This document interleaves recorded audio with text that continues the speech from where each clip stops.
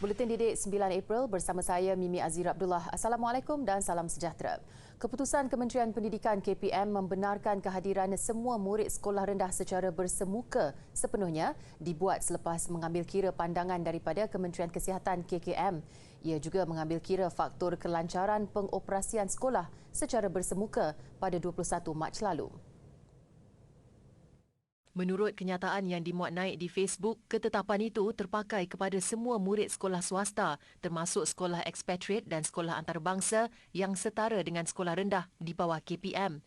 Selain itu, semua institusi pendidikan yang tidak berdaftar dengan KPM juga disarankan untuk mengikut ketetapan tersebut. Bagaimanapun, seperti yang diumumkan Menteri Kanan Pendidikan Datuk Dr. Razzie Jidin semalam, pematuhan kepada prosedur operasi standard SOP adalah perkara paling penting. Walaupun kita bergerak dalam fasa peralihan kepada endemik, tapi kita masih perlu kekalkan SOP yang telah ditetapkan. Jadi pematuhannya adalah amat penting, terutamanya bila semua murid hadir ke sekolah tanpa penggiliran. Jadi saya mohon jasa baik ibu bapa untuk sentiasa ingatkan anak-anak kita bila hadir ke sekolah nanti bahawa pematuhan kepada SOP itu adalah satu keutamaan. Dalam pada itu, ketetapan tersebut terbahagi kepada dua kumpulan mengikut negeri masing-masing. Bagi negeri di bawah kumpulan A, kehadiran semua murid secara bersemuka tanpa penggiliran bermula 17 April. Manakala bagi negeri di bawah kumpulan B akan bermula 18 April. Dalam perkembangan lain, KPM sedang menunggu laporan terperinci daripada Lembaga Peperiksaan berhubung penggunaan set soalan Sijil Pelajaran Malaysia SPM 2021 yang sama bagi peperiksaan sesi kedua yang bermula Khamis lalu. Timbalan Menterinya, Datuk Dr. Mah Hang Soon berkata, perbincangan dan keputusan hanya akan dilakukan selepas menyemak dengan teliti laporan berkenaan. Sebarang keputusan sama ada murid perlu menduduki semula peperiksaan itu akan dibuat selepas kementerian menyemak laporan terbabit.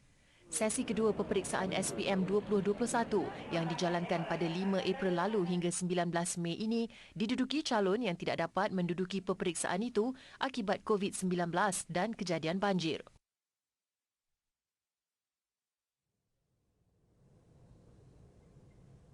Institusi pengajian tinggi tempatan terus menunjukkan peningkatan memberangsangkan selepas beberapa universiti dan subjek tersenarai dalam ranking Universiti Dunia QS by Subject 2022. Malaysia berada di tempat kelima di Asia untuk bilangan program yang tersenarai kali ini, iaitu 207 program serta berada di tempat ke-6 bagi kedudukan peringkat universiti.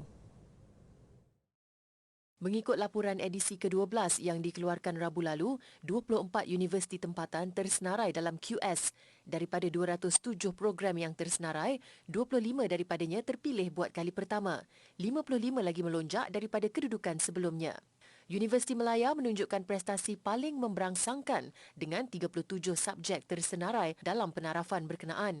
Diikuti Universiti Kebangsaan Malaysia 25, Universiti Putra Malaysia 24, Universiti Sains Malaysia dan Universiti Teknologi Malaysia masing-masing 17 subjek.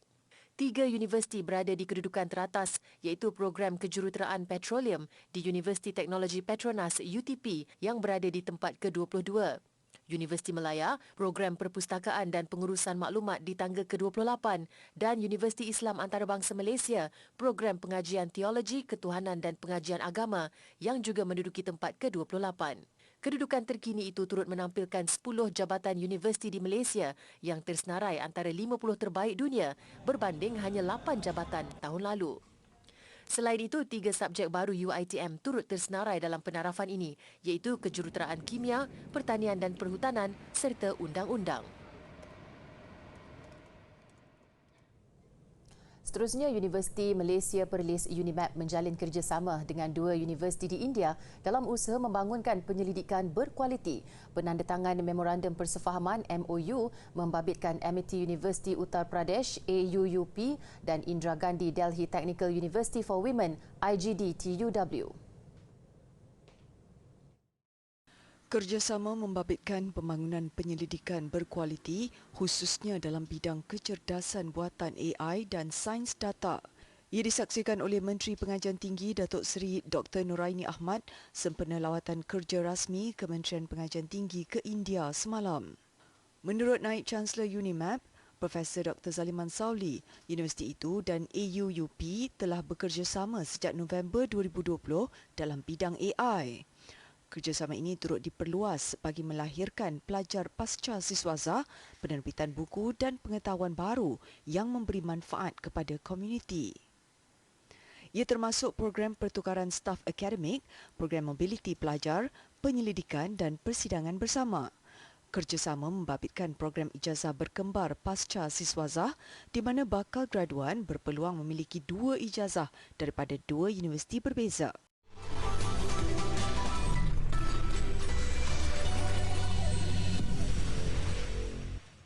Bertemu kembali. Bunyi dan muzik yang melatari sesebuah drama dan filem mampu memberi kepuasan kepada pendengar. Dalam penghasilan muzik, peranan jurutera audio sangat penting. Apatah lagi dalam era digital yang semakin pesat berkembang dan memerlukan pakar dalam bidang itu. Dalam segmen Kerjaya hari ini, kita selami pengalaman 2 individu yang bertanggungjawab menjadikan sesebuah karya memberi impak kepada penonton. Muhammad Alif Ashraf Ampian, 30 tahun dan Chriselle Ashburn, 24, antara individu yang terlibat dalam melakukan keajaiban terhadap lagu dan muzik. Menurut Alif dan Chriselle, kerjaya sebagai jurutera audio memerlukan kreativiti serta penelitian.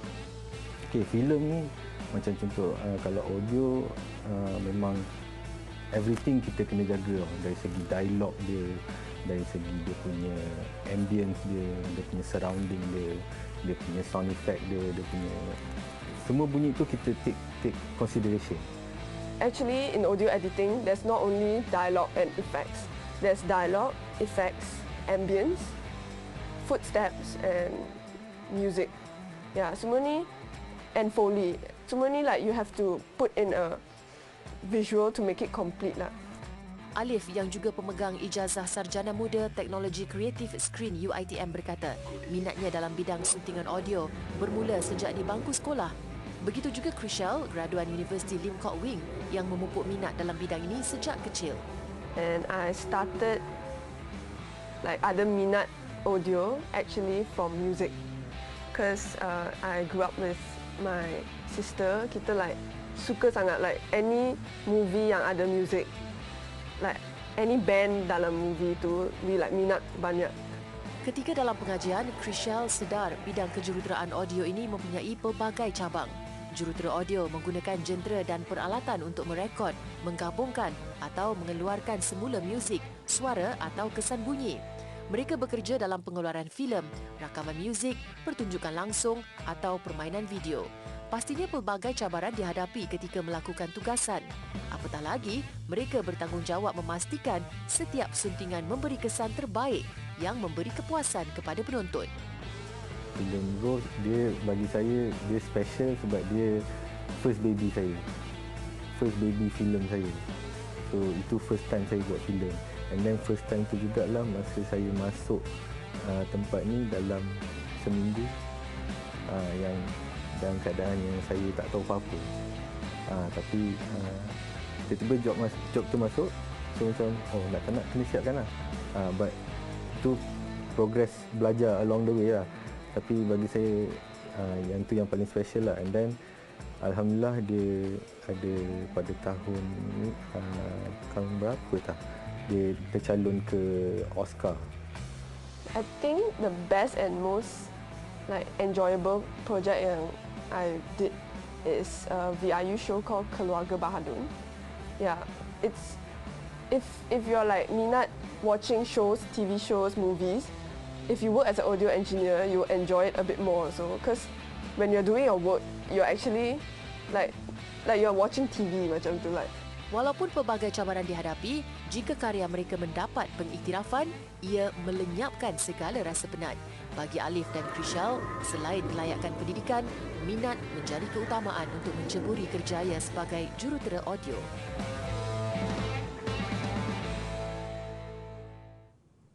Baiklah, sepanjang Ramadan ini pelbagai pihak tampil dengan inisiatif kebajikan bagi membantu golongan yang memerlukan.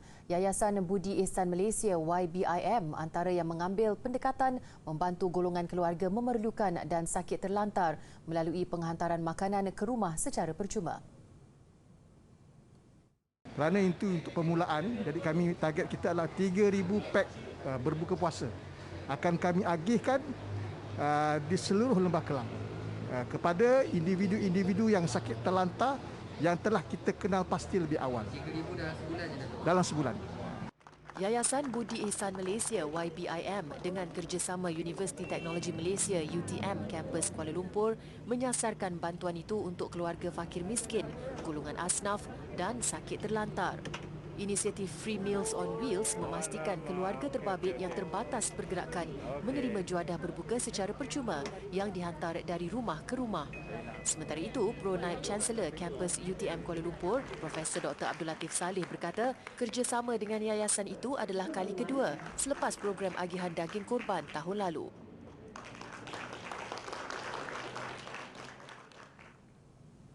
Kehalusan seni pembuatan permaidani Parsi Iran sememangnya tidak boleh disangkal, maka tidak hairan harganya boleh mencecah puluhan ribu ringgit di pasaran. Tenunan yang menggambarkan budaya dan seni negara Timur Tengah itu buat julung kalinya dipertonton di khalayak sempena Festival Eid Harmony yang berlangsung sehingga 16 Mei ini di Ibu Negara. Lebih menarik, tenunan yang berasaskan 100% benang sutera itu bercorakkan bendera Malaysia.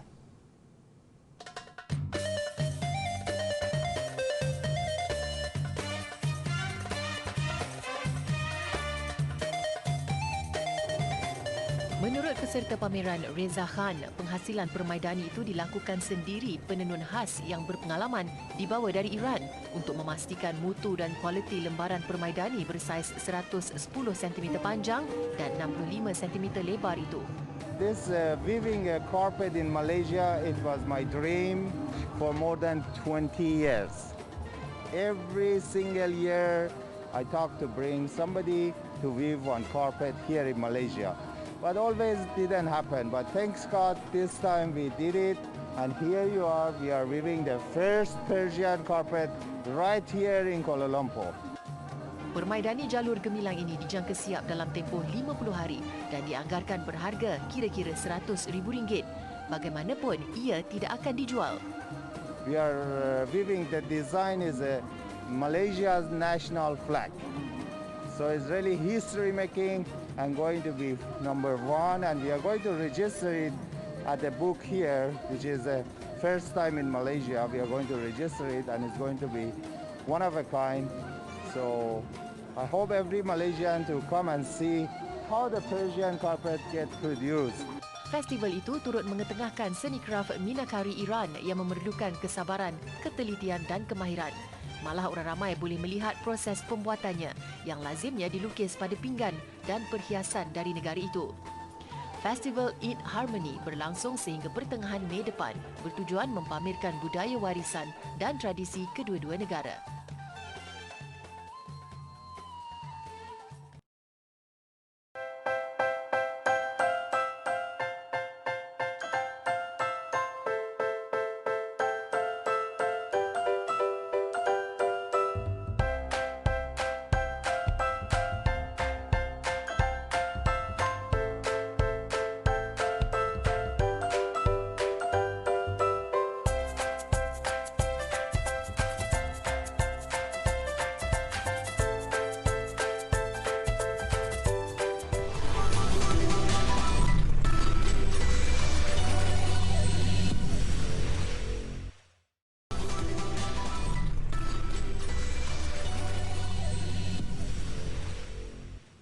Masih bersama Buletin Didik, kru kapal angkasa Shenzhou 13 akan mengadakan sesi soal-jawab bersama sekumpulan murid dari sekolah di Amerika Syarikat.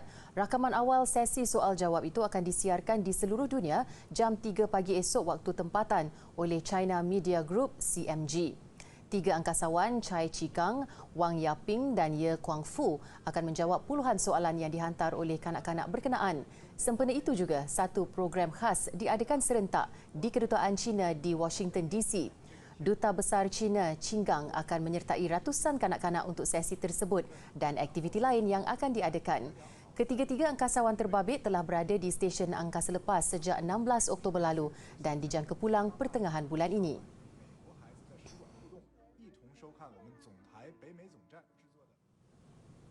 Padah berkelakuan ganas, pelakon Will Smith dikenakan tindakan tegas oleh penganjur anugerah Oscar.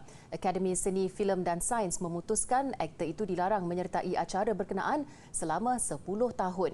Ia selepas Smith melempang hos Chris Rock ketika siaran langsung anugerah berprestij itu bulan lalu dalam insiden yang mengejutkan dunia. The Academy berkata acara menghargai karyawan seni itu telah dibayangi tindakan buruk Smith di atas pentas. Justru larangan bertujuan melindungi karyawan seni dan tetamu agar terus meletakkan kepercayaan kepada penganjur. Akademi juga memohon maaf tidak menangani situasi tidak terduga itu dengan sepatutnya.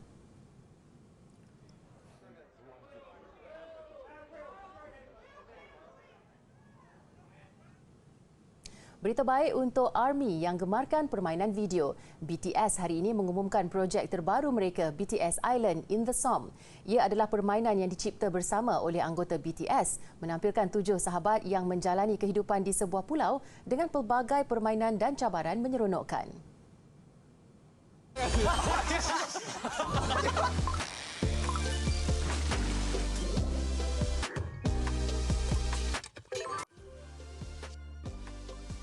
Kesemua 7 anggota kumpulan itu membantu membangunkan setiap watak selain menyumbang idea kreatif dan cita rasa masing-masing. Pra-pendaftaran akan dibuka 26 April nanti. Namun setakat ini tiada maklumat lanjut mengenai platform permainan video ini.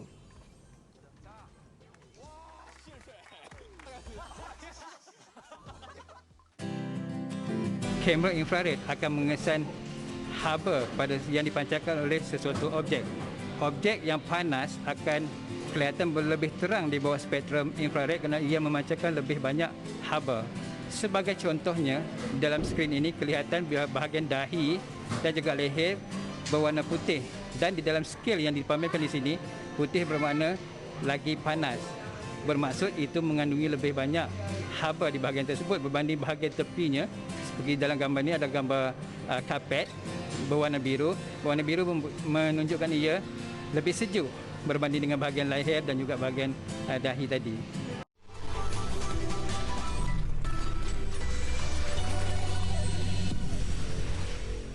Sukan badminton Malaysia pastinya lega apabila tetap ada wakil pada perlawanan akhir kejuaraan badminton Super 500 terbuka Korea esok. Bergu campuran Tan Kian Meng dan Lai Pei Ching jadi wakil tunggal apabila mencipta sensasi mara ke final selepas melepasi cabaran bergu Indonesia. Dan bagi penentuan kejuaraan, mereka berdepan pilihan keempat yang juga gandingan tuan rumah Ko Sung Hyun Om Hae Won. Tampil selaku wakil tunggal negara di pentas paruh akhir, harapan tinggi diletakkan kepada gandingan campuran Tan Kian Meng Lai Pei Ching. Berdepan pasangan Indonesia Rinov Rivaldi dan Pita Haningtyas Mentari yang juga pilihan ke-6, jangkaan aksi sengit bakal dihadapi. Namun permainan baik berjaya disajikan Kian Meng Pei Ching pada set pertama.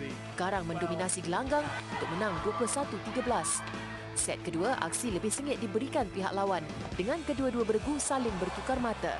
Ketinggalan pada 1/3, Kian Meng Pei Ching tenang mengutip 1 demi 1 mata, mengikat kedudukan 20-20 memasuki penentuan mata deuce, dan mereka terus tampil meyakinkan sebelum menamatkan pertarungan 46 minit dengan kemenangan 22-20 sekaligus menempah tiket ke perlawanan akhir. Di pentas final esok, mereka dijadual bertemu pilihan keempat yang juga gandingan tuan rumah Ko Sung Hyun Om Hae Won bagi penentuan kejuaraan. Bagaimanapun, impian untuk menyaksikan pemain skuash kebangsaan meneruskan impak di kejohanan skuash bergu dunia Glasgow tidak kesampaian. Cabaran gandingan wanita S. Sivasanggari dan Rachel Arnold tersekat di peringkat separuh akhir selepas tewas kepada gandingan England dalam pertarungan 3 set. Sivasanggari dan Rachel bagaimanapun tetap ceria menamatkan kempen di tempat ketiga. Pertemuan separuh akhir antara S. Sivasanggari, Rachel Arnold menentang pasangan England Sarah Jane Perry, Alison Waters seperti dijangka berlangsung sengit. Ketinggalan pada satu ketika, Sivasanggari dan Rachel bangkit mengejar, cuma nasib lebih menyebelahi Perry dan Waters yang menang 11-9. Bersambung set kedua, kebangkitan berjaya disajikan gandingan negara yang berjaya mengheret permainan ke set penentuan selepas menang 11-6. Bagaimanapun, usaha mereka untuk turut mendominasi set ketiga tidak menjadi. Sebaliknya terpaksa akur dengan kekalahan 3-11 dan terlepas tiket ke perlawanan akhir. Sedikit menceriakan kem negara, Siva Sanggari dan Rachel kemudiannya diumum pemenang tempat ketiga. Berikutan penarikan diri beregu New Zealand Joel King dan Amanda Landis Murphy dalam satu lagi aksi separuh akhir. Dalam pada itu, dua gandingan negara Ng Ian Yao, Ivan Yuan dan Adin Idraki Ong Sai Hung bertemu sesama sendiri bagi penentuan klasifikasi 5-8. Dan nyata penguasaan berjaya disajikan Ian Yao Ivan yang menang set pertama 11-5. Cuba untuk memberi cabaran pada set kedua, usaha Adin dan Sai Hung bagaimanapun berjaya disekat Ian Yao dan Ivan sebelum mereka mengesahkan tempat ke penentuan klasifikasi 5-6 menerusi kemenangan 11-9. Mereka dijadual bertemu gandingan Australia, Zach Alexander dan Ryan Keskelly hari ini. Turut mempertemukan dua gandingan negara, acara beregu campuran menyaksikan pertemuan Ivan yang bergandingan dengan Rachel menentang Muhammad Syafiq Kamal dan Aifa Azman. Bermula baik, menang 11-9 pada set pertama, aksi longlai Ivan Rachel pada set kedua menyaksikan mereka dihukum dengan kekalahan 2-11.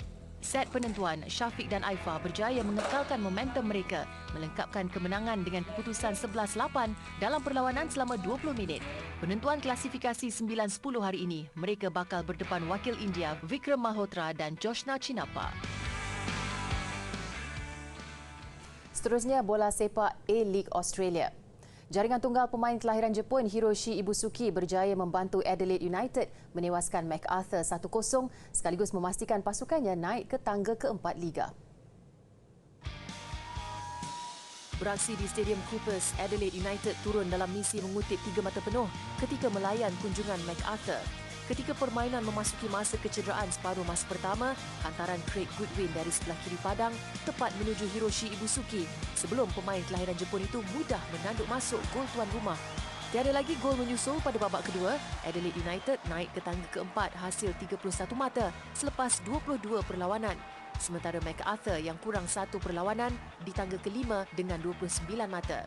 Selepas ini, Adelaide United bakal menentang Sydney FC di tempat lawan pada 12 April, manakala MacArthur melayan kunjungan Brisbane Roar pada 15 April. Baiklah, gelagat pengunjung dan tarikan di museum iaitu Museum Selfie di Sweden mengakhiri buletin didik. Saya Mimi Azir Abdullah, salam hormat dan kita jumpa lagi.